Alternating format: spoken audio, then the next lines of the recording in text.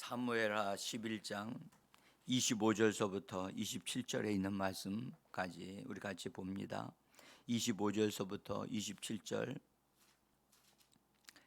자신 줄 알고 같이 읽습니다. 다윗이 전령에게 이르되 너는 요압에게 이같이 말하기를 이 일로 걱정하지 말라. 칼은 이 사람이나 저 사람이나 삼키느니라. 그 성을 향하여 더욱 힘써 싸워 함락시키라 하여 너는 그를 담대하게 하라 하니라. 우리아의 아내는 그 남편 우리아가 죽었음을 듣고 그의 남편을 위하여 소리내어 우니라. 그 장례를 마침에 다윗이 사람을 보내 그를 왕궁으로 데려오니 그가 그의 아내가 되어 그에게 아들을 낳으니라. 다윗이 행한 그 일이 여호와 보시기에 악하였더라. 아멘. 주님의 이름으로 새벽을 깨우고 나오신 여러분들을 우리 주 예수 그리스도 대장 되신 예수님이 여러분들을 인도하셔서 은혜의 보좌 앞에서 흘러넘치는 하나님의 은혜가 풍성함으로 오늘도 승리하는 하루, 오늘도 주의 뜻을 이루는 하루가 되기를 예수 이름으로 간절히 축복합니다. 은혜 받을 때는 여러분들 얼마나 귀하고 아름답고 아름다운지 모릅니다.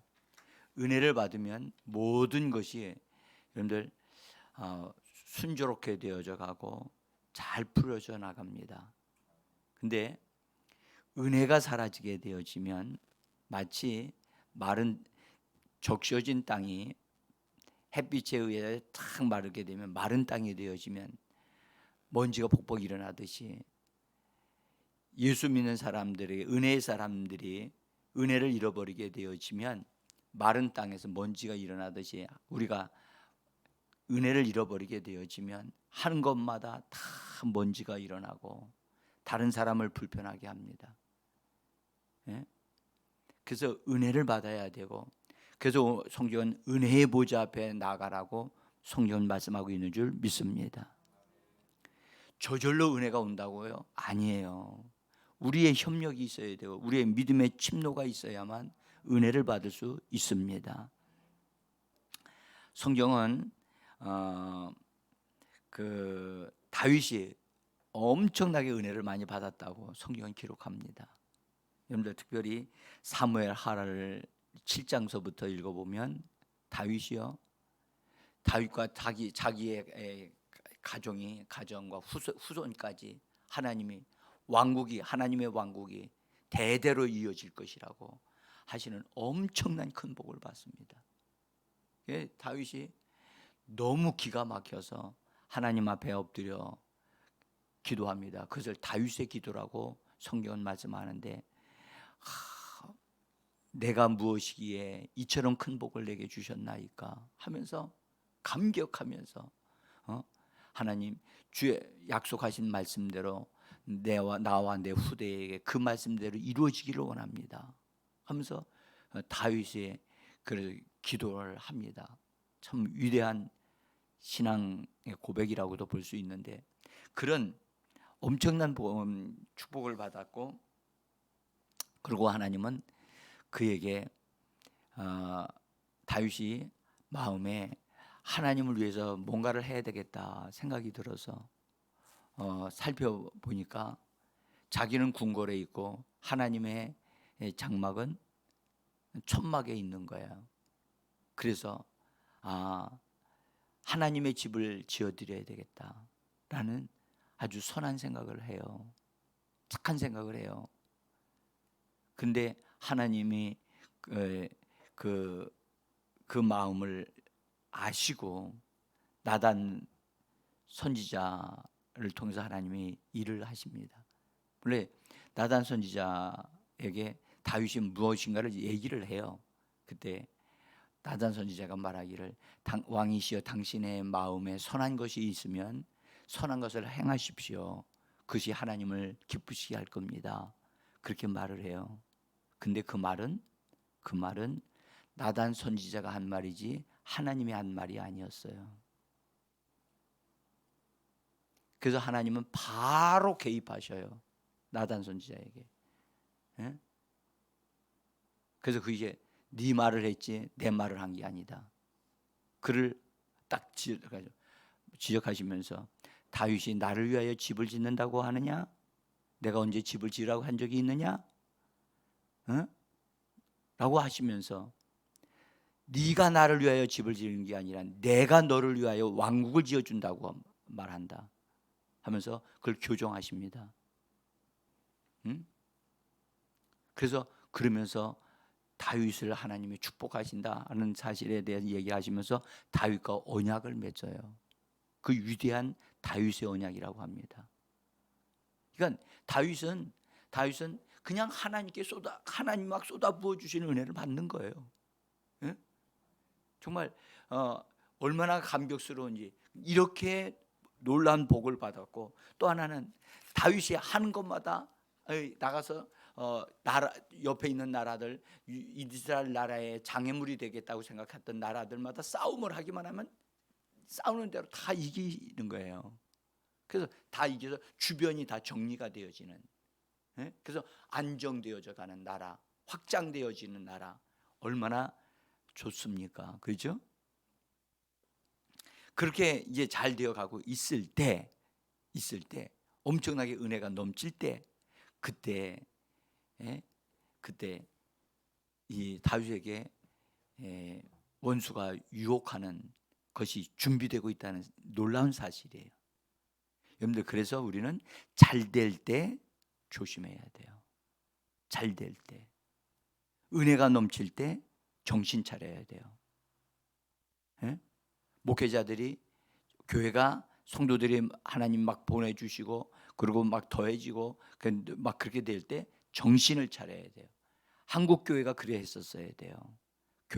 한국 교회가 막 부흥할 때 정신을 차렸어야 되는데, 그냥 한국 교회가 부흥하니까 교회당 건물, 성도들이 많은 것만 생각하고 언제든지 올 것이다, 그러니까 큰 교회당만 지으면 그냥 하나님의 역사가 막 일어난다고 생각을 하고 그렇게 했잖아요. 근데 오늘날 어떻게 됐습니까? 그렇게 큰 교회당을 유지할 수 있는 힘이 없어서 교회당이 지금 말이죠, 막 매물로 나와가지고 이단들한테로 막 넘어가고 지금 그러고 있어요. 정말 안타까운 일인데, 그래서 우리도 마찬가지입니다. 여러분, 우리가 잘 되어질 때, 어려울 때는요 다 정신 차려요. 정신 차린다고. 왜냐하면 어려우니까 그걸 해결하려고 하니까 그걸 넘어간단 말이죠. 근데 그것이 해결되어지고 잘 되어지고 뭐 이것저것 잘 되어질 때, 그때 사람은 방심하게 되거든요. 느슨하게 된단 말이에요. 그래서 베드로 사도를 통해서 너희는 정신을 차리고 깨어 있어야 한다. 우는 사자가 삼킬자를 찾느니라고 그렇게 말씀하신 것을 지난 주일에 우리 말씀을 들었습니다. 아멘. 우리 따라합시다. 정신을 차리자. 네, 정신을 확실하게 차리고 있어야 돼요. 그래서 이 다윗이 그 전쟁에서 승리를 계속 해왔는데, 암몬 자손과의 전쟁에서는 그 전쟁하는 사람들이 뭐 거의 다, 모든 전쟁이 다 끝날 무렵인데 다윗이 가서 예루살렘에서 쉬고 있었거든요. 그러니 이제 그 틈에 그것을 틈을 타고 원수가 들어온 거예요. 여러분들, 그러나 우리는 여기서 하나 알 것은 다윗이 통일 왕국을 이루면서 본래 이 통일 왕국을 이루기 전에 유다라고 하는 그 지파를 통해서, 유다 지파와 베냐민 지파를 통해서 왕노릇을 하고 있었거든요. 왕으로 추대받고 있었는데 나머지 10지파에 있는 사람들이 다윗을 왕으로 인정을 하고 받아들이고 그다음에 기름 부어서 다시 왕으로 세운다고요. 그래서 통일 왕국을 이루는 거예요. 그래서 왕국을 이루면서 주변에 있는 그런 방해하는 그런 민족들을 다 제거하고 그래서 왕국을 튼튼하게 견고하게 세우는 그 작업을 하고 있는 거지요. 근데 성경은 성경은 이 다윗 왕이 통일 왕국을 이루어 가면서 자기의 그 위엄을 드러내기 위함이었는지는 모르겠는데 아내들을 더 많이 취했다는 거야. 그 성경은 처첩을 더 얻었다. 그래서 자녀들을 더 많이 낳게 됐다는 것을 우리가 어제도 보았어요. 어제도 여러분들 우리는 여기서 하나 이걸 냉정하게 좀 볼 필요가 있어요. 여러분 왕이 되면 왕이 높은 사람이 되어지면 여자들을 더 많이 취하는 것이 그가 권위가 있고 능력이 있다는 것을 보여주는 겁니까? 그게 아니잖아요. 근데 다윗은 그런 짓을 한단 말이에요. 그럼 이거 어디서 배운 거죠? 여러분들 주변에 있는 나라들을 보면 하나님을 모르는 나라들이거든요. 나라들의 왕들이 왕이 되어지면 여자들을 많이 그렇게 맞이한단 말이에요. 그러니까 세상의 풍습을 그대로 받아들이는 것일 수도 있다는 거예요. 그래서 어제도 제가 말씀드렸듯이 왕의 법전이라고 해서 왕이 되려면 왕은 이렇게 돼야 된다 하는 모세를 통해서 주신 하나님의 말씀이 있는데 그 말씀을 다윗은 모르고 있는 거예요. 아내를 많이 두지 마라 라고 하시는 말씀이 있거든요.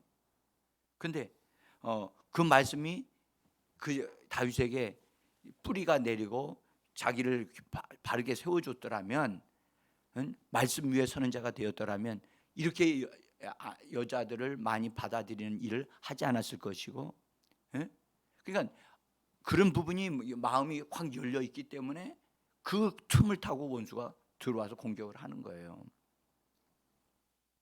여러분 우리가 보기에 사회 우리가 살고 있는 우리 예수를 믿는 사람도 믿지만 사회 세상에 있는 습관을 어떤 버릇을 그냥 받아들이면 나쁜 습관인데 그걸 받아들이면 안 되죠.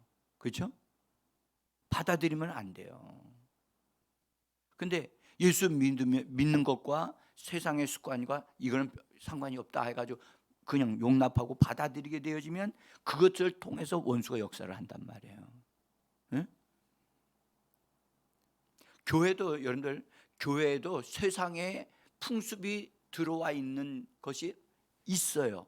이걸 용납하면 안 되거든요. 그것 때문에 타락한단 말이에요.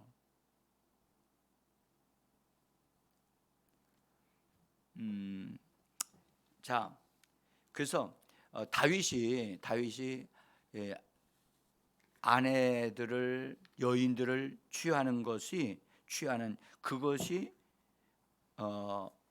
마치 그 당시에 사람들에게 돋보이기 위해서 그럴 줄은 몰라도 그것이 흔적이 되어져 가지고 그 흐름이 대물림 된다는 사실을 이걸 정신을 차리고 알았어야 되는데 그때는 몰랐죠. 우리는 이걸 통해서 배워야 됩니다. 여러분들 다윗 때보다 다윗의 아들인 솔로몬 때가 여자들을 취하는 게 더 많았어요, 적었어요? 보세요. 더 많아지잖아요. 응? 그러니까 우리는 이런 부분에서 솔로몬도 자기도 모르게 여자들을 많이 취하게 된 거, 특별히 이방 여자를 많이 취하게 되어지는 죄가 더 확장되어 나가고 증가되어져 나가잖아요. 이걸 우리가 허락하면 안 돼요. 반드시 여러분들 그리스도인들은 하나님의 말씀에 의하여 경계선을 가져야 되고 통제가 되어져야 할 줄 믿습니다. 이 부분에 대해서 단호하게 이건 아니야, 이건 허락할 수 안 된다, 하나님 허락하지 않는 거다 하는 것을 정확하게 세워야 된단 말이죠. 응?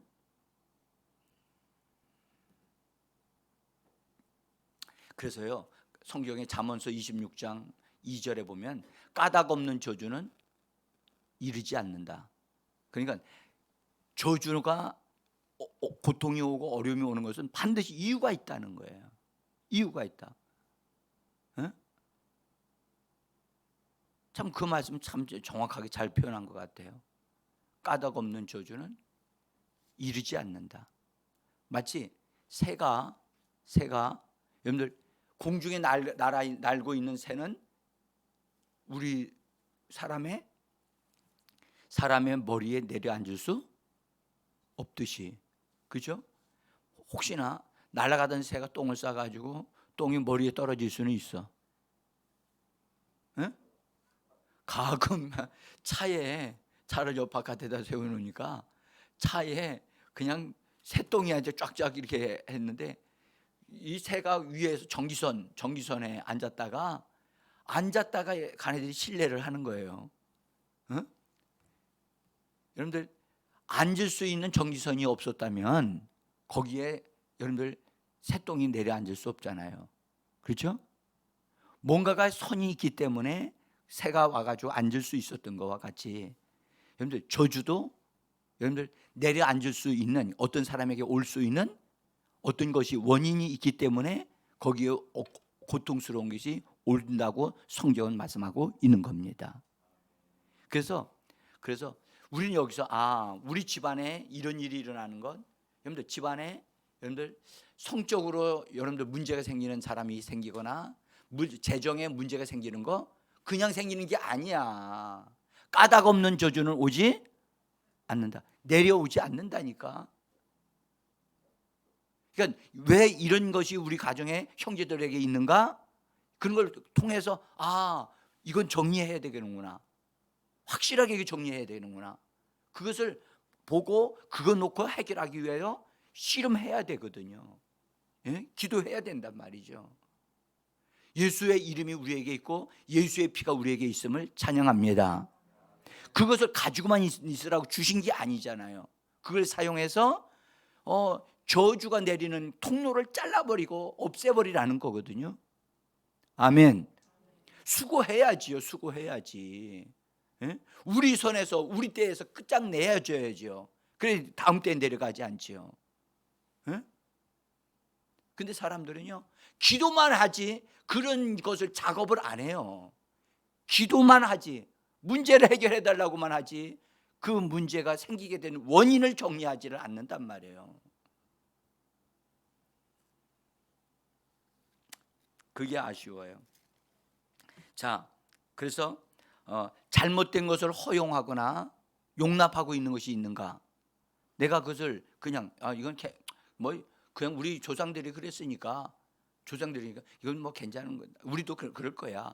이렇게 이것을 허용하면 안 되는 거예요. 아니야, 이거는 우리 집안에 이런 일은 있어서는 안 돼 하고 그것에 대해서 하나님의 말씀을 갖다 대고 정리하고 새롭게 하고 그래서 우리 가정을 건강하게 세워가는 그런 은혜가 임하기를 원합니다.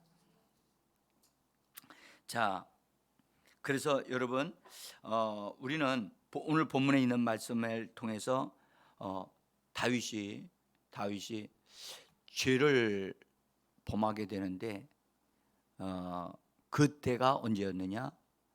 성경은 그 다윗이 예루살렘에서 자기 집에서 쉬고 있을 때, 그리고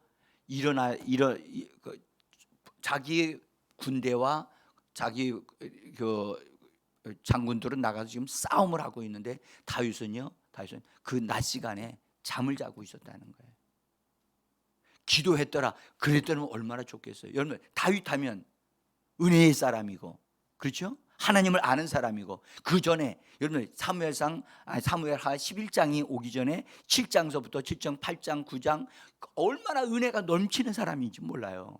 이 사람이 혼자 있었을 때, 집에 있을 때 하나님을 찾았더라. 하나님을 잡고 그 존재하는 군인들을 위하여 하나님 앞에 간절히 승리하도록 기도하였더라. 이렇게 기록되었더라면 얼마나 좋았을 뻔했겠어요. 그런데 저녁 때까지 자고 침대에서 엎치락 뒤치락 하고 있다가 저녁 때에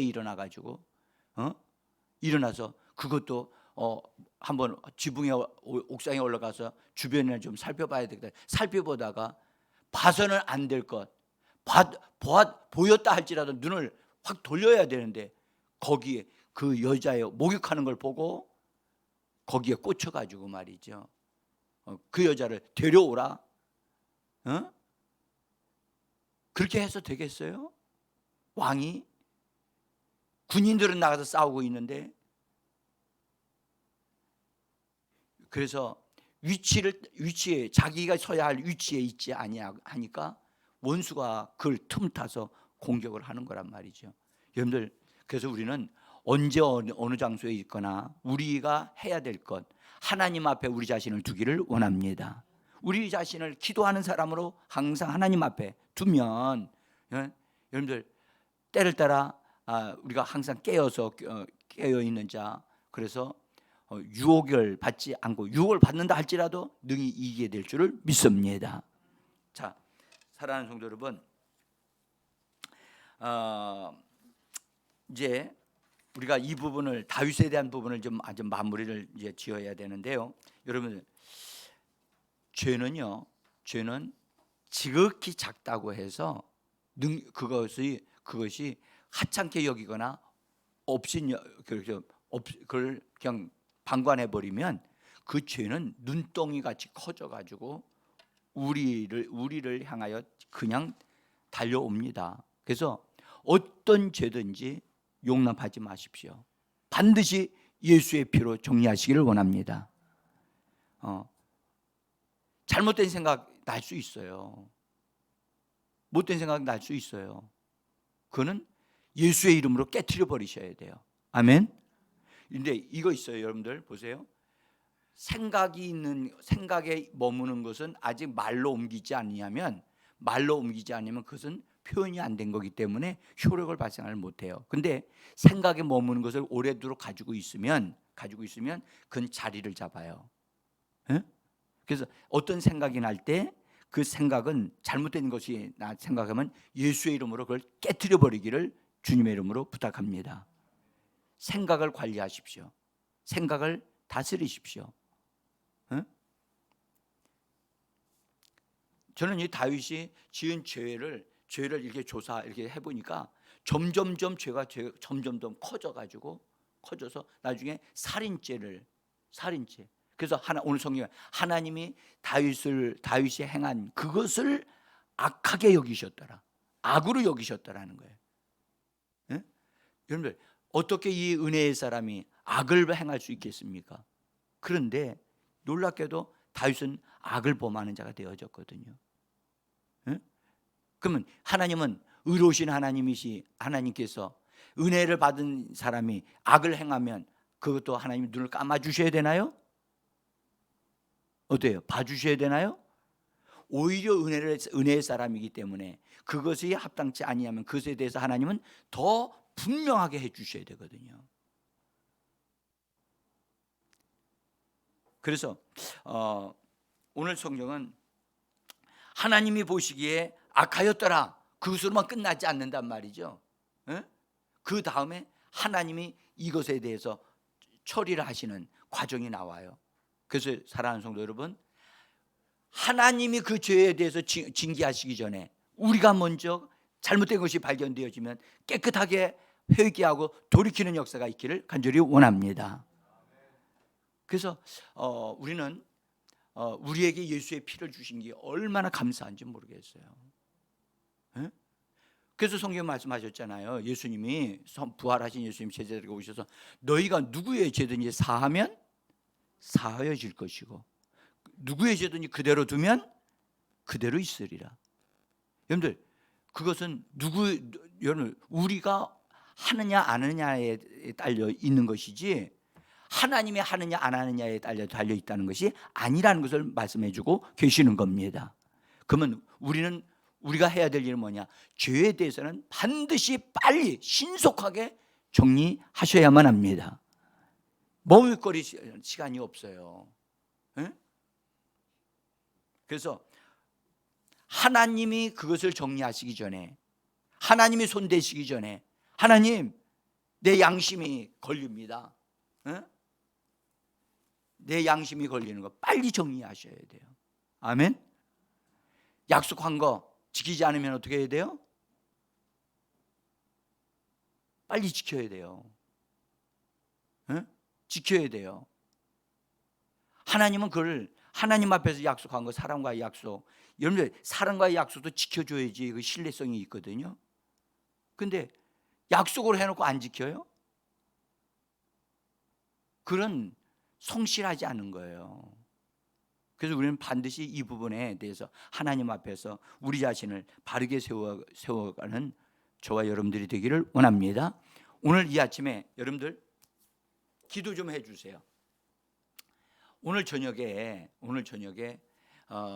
어린이들과 함께 예배를 드리게 되는데, 어린이들을 위해서 그들이 나중에 우리가 2023년도에 겨울 성경학교를 하면서 하나님이 내게 엄청난 은혜를 주셨어.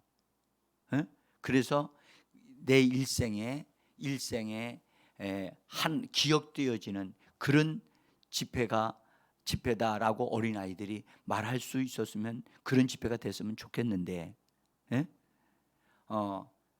또 오늘 저녁에 또 전수사님이 저한테 집회를 하라고 하니까, 전수사님이 집회를 하면 얼마나 좋겠어요. 나도 좀 짐을 좀 덜 텐데 나한테 하라고 하니, 어른들에게 사용하는 언어를 가지고 어린아이들을 어떻게 설득할지, 이거 진짜 고민됩니다. 밤에 잠을 제대로 못 잤어요.